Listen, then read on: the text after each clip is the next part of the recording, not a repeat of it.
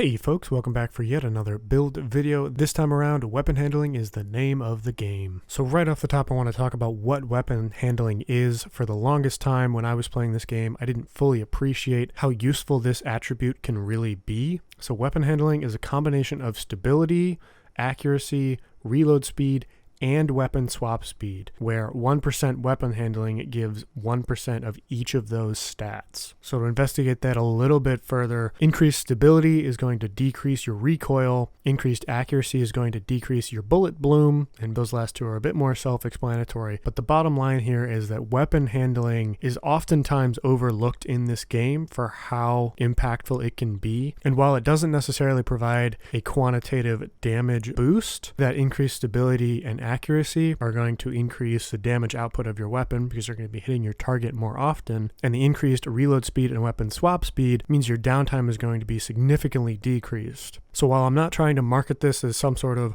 massively powerful damage output build, I did want to make a point of talking about weapon handling and how, while the math may not be as black and white as when you add something like critical hit chance or headshot damage, weapon handling is still a very useful attribute to have. And that's really what the purpose of this build is, to spotlight weapon handling a little bit and then have a little bit of fun with it. So with that, let's get into it. So this evolved into an LMG build, and we went ahead and went with the gunner specialization, given just how well it pairs with light machine guns. For our primary weapon, we went with the new reliable named light machine gun that has the perfectly optimized talent that gives plus 30% weapon handling.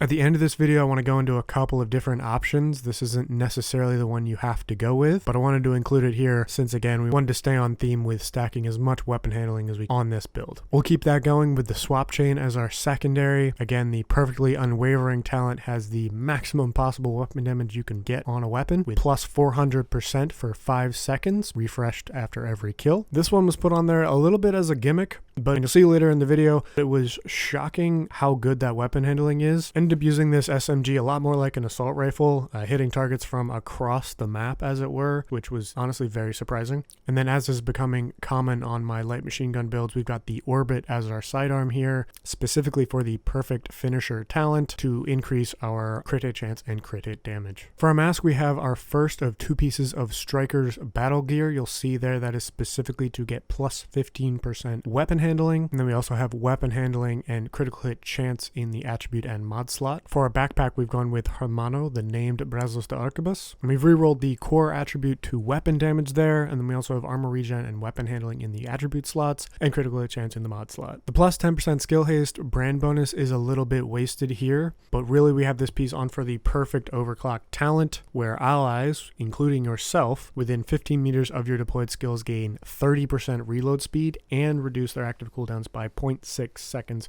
per second. So really read that as reducing your active cooldowns by 60%, so long as you're within 15 meters of your deployed skills. For our chest piece, we have the Vedmetstia vest, which is the named Petrov defense group. This is one that everyone may not be aware of even exists. Similar to the way in which you create an improvised chest piece, you can also go to that crafting bench and make this vest, and it comes with the talent Perfect Braced. While in cover, increase your weapon handling by 50% again. As you can see, we're just trying to stack weapon handling here. And then we also got some random rolls here. We happen to get weapon handling, and I re-rolled armor regen. You could go with critical hit chance or critical hit damage there instead. I just found after testing a little bit of armor regen helps this build, helps keep you alive. You don't have to have a ton of it, but just enough so that when you're sitting in cover, you do regenerate that armor a little bit. And then obviously this piece could be even better. That 9.7% weapon damage isn't ideal, but when you're dealing with the random number generator, once you get that attribute that you're looking for, I try to move on as long as that core attribute is high enough to be usable, which I think it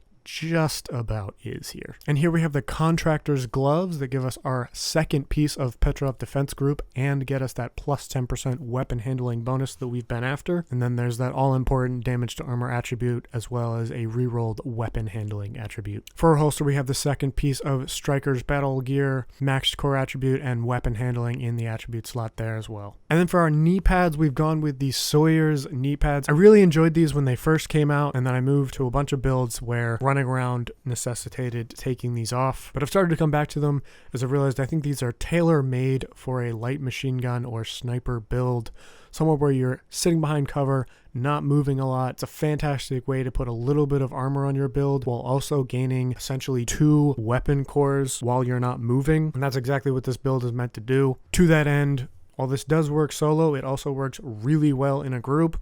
Somewhere where your teammates are taking most of the attention away from you. You can provide overwatch, force enemies back into cover for your teammates to take care of. For our skills, we've gone with the Stinger Hive and the Assault Turret. This is a pairing I've come to appreciate more and more. Both of these together gives quite the defensible position for yourself, between the Stinger Hive chasing away your enemies and the turret marking mid to long range targets. Again, it's a tier 0 skill, so it's not going to do the most amount of damage, but it does draw some of the attention away from you when you're running solo. On top of which, it pairs really well with the Perfect Overclock talent, as both of these skills do count as deployed skills, giving you that plus 30% reload speed bonus and the active cooldown reduction when you're within 15 meters of either the Hive or the turret or both. So as promised, I want to go into a couple of variations here for the primary weapon. Again, as I said, putting this build together, it evolved into an LMG build. One of my favorite LMGs is the Pestilence here. It doesn't necessarily take direct advantage of the increased weapon handling, but the Plague of the Outcast talent is one I've talked about before, one you're all probably very aware of, especially as a support build. Adding that debuff is a fantastic way to provide a benefit to your teammates or to yourself, and just makes this a lot of fun to just build up those stacks and watch the enemies go down. On top of that, another variation, and one that actually does work really well with the increased weapon handling, is the Black Friday light machine gun, which has the Perfectly Unhinged talent. And as you can see, you get an increase in weapon damage at the cost of decreased stability and accuracy, which ordinarily, in my opinion, makes this gun much more unusable. But with the absolute stacks of weapon handling that we have on this build, as you can see up there, the stability is still at max, and the accuracy is well above the usable level. And on top of that, you get increased 22% weapon damage with the perfect version of this talent. And when you do have to reload, only takes 3.2 seconds, which is a decrease of nearly 2 seconds off of the normal reload time of this gun, making it significantly more usable. So with that said, go out, try this build, let me know what you think. Let me know which light machine gun you end up using with it. Let me know if you use something other than a light machine gun. As always, thanks for watching. Don't forget to subscribe if you want to see more like this, and we will see you in the next one. For a chest piece, oh boy.